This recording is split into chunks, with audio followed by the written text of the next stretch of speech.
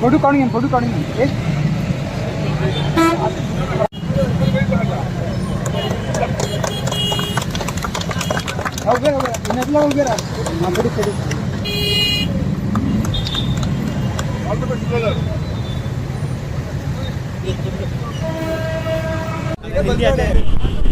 Hi, I'm Faiz from Calicut. I'm on a mission. I started my journey from Trivandrum to London by bicycle. It's 35 countries, around 30,000 kilometers, 450 days.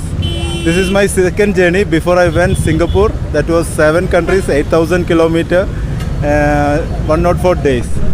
Now I reached Bhatkal, right? Yeah, now I reached Bhatkal. Today I am going to Honnavar. My stay is there in Honnavar. This is 22nd day from my starting. Per day around 90 kilometers. Yeah. Sleeping. I am Rotarian, so wherever Rotary Club is there, they are providing room for me. And I am conveying some messages like world peace and healthcare, anti-drugs and zero carbon emission. Yeah. Okay, thank you so much for the reception. It's really, I am so happy to see you all.